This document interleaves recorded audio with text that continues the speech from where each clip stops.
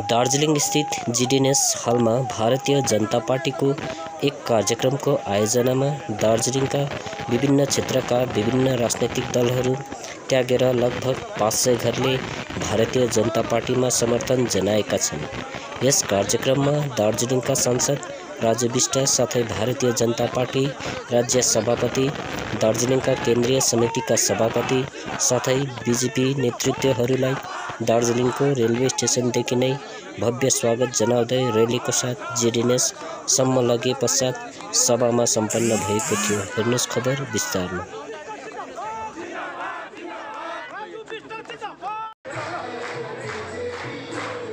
BJP जिंदाबाद, BJP जिंदाबाद।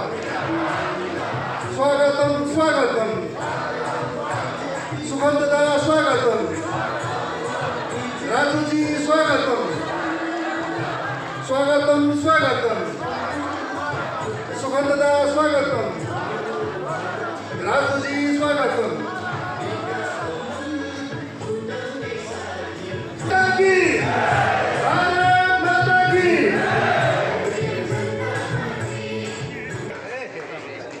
हमारी सरकार पूरी तरीके से बाहर के लोगों के साथ है और पूरे क्षेत्र के लोगों के साथ है। सुभान जी, आपने स्पीच में बोला था कि आप गोरखा को एस्पिरेशन बहुत अच्छी तरह से समझते हैं, तो बोल सकते हैं कि एस्पिरेशन क्या है गोरखा? देखिए, वो हमारे गोरखा भाई और हमारे बीच की बात है, आप नहीं बताएंगे जो आप लोग दूसरा बात जो यूनियन टेरिटरी का बात हो रहा है नॉर्थ में, उसके बारे में देखिए, इस विषय में हमारे पार्टी को अभी तक सरकार की तरफ से कोई सूचना नहीं है, तो इस विषय में हम नहीं बोल सकते। मुझे लगता है कुछ लोग हाइपोथेटिकल ऐसा कर रही है। ऐसा भी हो सकता है कि दक्षिण बंगाल में ममता बनर्जी की पार्टी की हालत बहुत खस्ता है। अभी उत्तर बंगाल में अलग एक सेंटिमेंट, जो उत्तर बंगाल में एक यूनियन टेरिटरी होगा ऐसे बताकर दक्षिण बंगाल के लोगों को अपने तरफ खींचने की कोशिश भी हो सकती है। जैसे बीजेपी का तो एक मिस कॉल करने के बाद ही मेंबरशिप मिल जाता है, लेकिन आप लोग यहाँ पर आके किए कि मिस कॉल नहीं किया? नहीं, हम ज्वाइनिंग तो पहले से ही कराते हैं। इलेक्शन से पहले हमारा ज्वाइनिंग मेला हुआ था, तो ज्वाइनिंग मेला उस समय हुआ था। अभी हम ज्वाइनिंग करा है, कुछ बिहार में ज्वाइनिंग हो रहा है, उत्तर बंगाल में, दक्षिण बंगाल में, हर जगह में ज्वाइनिंग हो रहा है। बहुत सारे टीम्स के बड़े बड़े नेता लाइन लगा के बैठे हुए हैं। हम सोच रहे हैं कि लेंगे कि नहीं लेंगे। आने वाले समय ये लाइन और भी लंबा होगा। पंचायत और म्यूनिसिपैलिटी इलेक्शन में पॉलिसी आगे পাহাড়ের মাটি আমাদের এমনিতেই শক্ত আছে। পাহাড়ের লোক বিজেপির সাথে আছে, গোরখা ভাইয়েরা বিজেপির সাথে আছে। আগামী দিনে আরও শক্তিশালী হবে। লোকসভা তো আমরা জিতবই, সেটা নিয়ে আমাদের কাছে ডাউট। আমাদের পঞ্চায়েত নির্বাচনকে আরও শক্তিশালী করার জন্য আমরা এই জয়েনিং पहाड़ पंचायत बोर्ड जाएंगे, अलायंस पार्टी के साथ जाएंगे, क्योंकि पहाड़ में हमेशा आप लोग अलायंस से ही जाते हैं, तो पंचायत इलेक्शन में क्या करेंगे? देखिए, हमारा तो एक अलायंस है, अभी आप जानते हैं, मनगी सिंह साहब के साथ हमारा अलायंस है। और जो हमारे लोकल लीडरशिप है, they will take the decision, they have the authority to take their own decision, so they will decide. हमारा district president and others two tier panchayat की 2009 से लेकर राजू बिष्ट जी का इलेक्शन तक यहाँ पर वन साइडेड वोट हुआ, जैसे बीजेपी आए हैं, लेकिन अभी आपको लगता है कि पहाड़ में बीजेपी का जो मैंडेट है वो कम होते जा रहे हैं? नहीं, मुझे नहीं ऐसा लगता। आगे आने वाले चुनाव में भी बीजेपी को यहाँ से सांसद मिलेगा और यहाँ के सांसद हम हमारे माननीय मोदी जी को हम एक गिफ्ट करेंगे। एक कमल बाहर से भी जाएगा मोदी जी के पास। टू টায়ার পঞ্চায়েত ভোট হবে এখানে, যেটা কিন্তু আপনারা হিল বিজেপিও সাপোর্ট করছে না। 3 টায়ার পঞ্চায়েত, তাহলে 2 টায়ার পঞ্চায়েত তো করবে রাজ্য, তাহলে কি আপনারা পার্টিসিপেট করবেন? हमारा अलायंस है, और जो हमारे लोकल लीडरशिप है, they will take the decision, they have the authority to take their own decision, so they will decide. हमारा district president and others two tier panchayat की 2009 से लेकर राजू बिष्ट जी का इलेक्शन तक यहाँ पर वन साइडेड वोट हुआ, जैसे बीजेपी आए हैं, लेकिन अभी आपको लगता है कि पहाड़ में बीजेपी का जो मैंडेट है वो कम होते जा रहे हैं? नहीं, मुझे नहीं ऐसा लगता। आगे आने वाले चुनाव में भी बीजेपी को यहाँ से सांसद मिलेगा और यहाँ के सांसद हम हमारे माननीय मोदी जी को हम एक गिफ्ट करेंगे। एक कमल बाहर से भी जाएगा मोदी जी के पास। टू টায়ার পঞ্চায়েত ভোট হবে এখানে, যেটা কিন্তু আপনারা হিল বিজেপিও সাপোর্ট করছে না।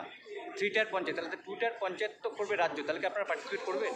দেখেন, আমরা জিটিএর বিরোধী, কারণ জিটিএ আমাদের মতে কনস্টিটিউশন অনুসারে সঠিক নয়, কিন্তু আমরা মনে করি পঞ্চায়েত লেভেলে জনগণের পার্টিসিপেশন হওয়া দরকার। বাকি আমাদের লোকাল পার্টি তারা ডিসিশন। রাজ্যের বিভিন্ন জেলাতে মানে লটারি কেলেঙ্কারিতে ইডিকে ইনভলভ করানো হচ্ছে বলে একটা অভিযোগ এই মুহূর্তে রাজ্য সরকারের সত্তাধারী পার্টির মাননীয় মুখ্যমন্ত্রী করছেন সুকান্তবাবু। সেই জায়গাটায় অ্যাজ এ স্টেট প্রেসিডেন্ট এবং আপনি এমপি হিসেবে কোন দৃষ্টিভঙ্গিতে দেখছেন এটা? দেখুন, এই যে ডিএল লটারির কথা বারবার উঠে এসেছে, দেখা যাচ্ছে যে তৃণমূল কংগ্রেসের নেতারা অনুব্রত মণ্ডল থেকে এরকম যারা বারবার ডিএল লটারি পাচ্ছে। তো আমি বলেছিলাম যে ওনারা বলে দিন কোন জ্যোতিষী দেখায়, আমরাও যাবো, গিয়ে সেই জ্যোতিষী দেখি আমরাও ডিএল লটারি কাটবো। तो সেটা তো বলছে না, साल में कुछ काला है। जीटीए में घोटाला का जो बात करें, यहाँ से जीटीए के से ही पैसा जा रहा है सेंट्रल स्टेट गवर्नमेंट में, ये क्या है? देखिए, आप मेरे भाषण को अगर ध्यान से सुने होंगे, मैंने बोला है कलकत्ता से एक नेता आता है जो गाड़ी भर भर के पैसा लेके जाता है, क्योंकि टीएमसी का जो भी डेवलपमेंट काम होता है वो डेवलपमेंट काम में परसेंटेज फिक्स है, कितना पैसा देना। यहाँ जीटीए के थ्रू जो पैसा जो काम खर्चा होता है, सेंट्रल गवर्नमेंट जो भेज रही है, वो हर काम में काटमनी लेके वो पैसे को कलकत्ता भेजना, कलकत्ता से आए हुए नेता के साथ। ये ड्यूटी है यहाँ पे रहने वाले टीएमसी के एजेंट की।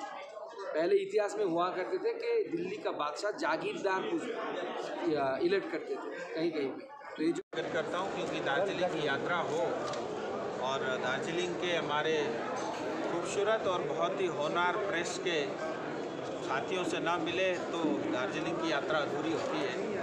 मैं आपका स्वागत करता हूँ और विशेष रूप से आज के इस कार्यक्रम में हमारे पश्चिम बंगाल के यशस्वी अध्यक्ष और साथ ही बालूरघाट के हम सबके अति आदरणीय सांसद आदरणीय डॉक्टर सुकांतो मजुमदार जी का मैं स्वागत करता हूं दार्जिलिंग की इस पवित्र और वीर की धरती पर। और मित्रों, जैसा हम जानते हैं और जैसा आप सब ने देखा कि पहाड़ को लेकर के हमेशा जो है टीएमसी और सीपीएम का बहुत भेदभाव वाला रवैया रहा है। और पिछले 7 साल से 8 साल से मोदी जी के नेतृत्व में जिस तेज गति के साथ देश में विकास हो रहा है और जिस तेज गति के साथ लोगों की इच्छाएं, अपेक्षाएं और सपने पूरे हो रहे हैं, आज बहुत बड़े 500 से अधिक लोगों ने मोदी जी के नेतृत्व के ऊपर, सुकांतो जी के नेतृत्व के ऊपर में भरोसा जताते हुए भारतीय जनता पार्टी को समर्थन दिया है। और मैं यहाँ का सांसद होने के नाते मैं यही कहना चाहूँगा, ये वही कार्यकर्ता होंगे जो आने वाले समय में दार्जिलिंग की जो गरिमा थी उसको पुनः दोबारा से स्थापित करेंगे और दार्जिलिंग की जनता से जुड़े हुए जो उनके सपने हैं उसको पूरा करने में सार्थक जो है उनका योगदान रहेगा। मैं उन सब कार्यकर्ताओं का आपके माध्यम से स्वागत करता हूं और विशेष रूप से मैं इतना ही कहते हुए मैं हम सबके अति आदरणीय अध्यक्ष से निवेदन करता हूँ 2 शब्द आप के सामने रखें और आपके कोई प्रश्न होंगे तो मजदूर जी, जो दार्जिलिंग का एस्पिरेशन जो है पीपीएस का तो क्लियर नहीं हुआ, इसके बारे में क्या? देखिए, भारत के संविधान के अंदर जो प्रावधान होंगे, जो पॉसिबिलिटीज़ होंगी, वो उसके अंदर पीपीएस परमानेंट पॉलिटिकल सोल्यूशन हम लाएंगे और इसमें सभी के हित, पहाड़ के हित सहित राष्ट्र हित और पश्चिम बंगाल के हितों को भी हम ध्यान में रखकर ये परमानेंट पॉलिटिकल सोल्यूशन को यहाँ पे लाएंगे। পার্মানেন্ট পলিটিক্যাল সলিউশন তো বহুত দিন থেকে শোনা যাচ্ছে, কিন্তু মানে হচ্ছে না, এটাই বিরোধীদের অভিযোগ। বহু বছর ধরে বলা হচ্ছে, কিন্তু কিছুতেই পার্মানেন্ট পলিটিক্যাল সলিউশন বা 11 জনজাতির যে বিষয়টি সেটা কিন্তু বাস্তবায়িত হচ্ছে। দেখুন, 11 জনজাতির বিষয়ে অলরেডি আমাদের সাংসদ আজকে আপনাদেরকে তার বক্তব্যে বলেছে। আমরা আশা করছি খুব তাড়াতাড়ি সেই সমস্যার সমাধান হবে। परमानेंट पॉलिटिकल सोल्यूशन ऑब्वियसली ये टाइम ले रहा है, तो टाइम लेगा कि तो प्रॉब्लम बहुत दिनों पुराना है, बहुत पुराना प्रॉब्लम को आप एक दिन में सॉल्व नहीं कर सकते। लेकिन सबके साथ बात करके हमारे सांसद पूरी तरीके से एक्टिव है, सभी के साथ बात हो रहा है।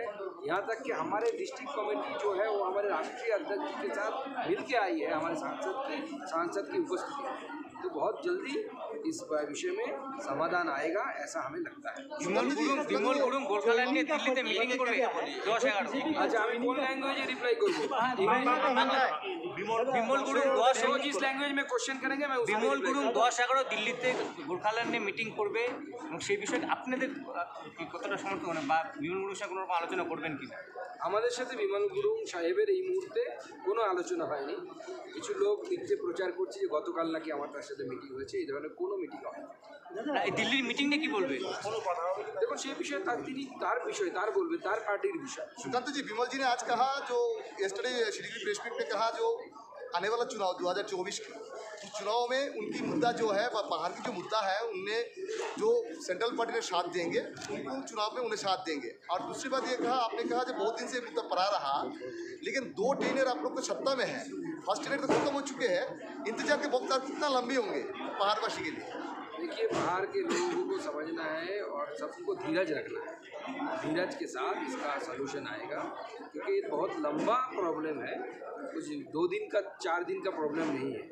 अभी जो डेवलपमेंटल इश्यूज़ है उसको हम सॉल्व करें। 2 टर्म का जैसे हमारी सरकार है, लेकिन हम ऐसी सरकार है जो दावा कर सकती है कि इस क्षेत्र के लिए सिलीगुड़ी चिकन लेक से लेकर बाहर के लिए जितना पैसा इस टेन्योर में दिया गया डेवलपमेंट के लिए, वो मिरिक में घर घर पानी पहुंचाना हो, कार्शियांग में घर घर पानी पहुंचाना हो, या ऑल्टरनेटिव जो रास्ते तैयार किए जा रहे हैं एलिवेटेड 4 लेन्स, इतना पैसा बागडोगरा एयरपोर्ट को इंटरनेशनल लेवल में बनाना 1800 करोड़ रुपया कुल जुड़ेंगे तो आपको कम से कम 10,000 करोड़ रुपये का काम सिर्फ इतना एरिया में जो जियोग्राफी एरिया है इसमें हो रहा है। तो हमारी सरकार पूरी तरीके से बाहर की लोगों के साथ है और पूरे इस क्षेत्र के लोगों के साथ है। सुकांत जी, आपने स्पीच में बोला था कि आप गोरखा को एस्पिरेशन बहुत अच्छी तरह से समझते हैं, तो आप बोल सकते हैं कि एस्पिरेशन क्या है गोरखा? देखिए वो हमारे गोरखा भाई और हमारे बीच की बात है, वो आपको बताएंगे।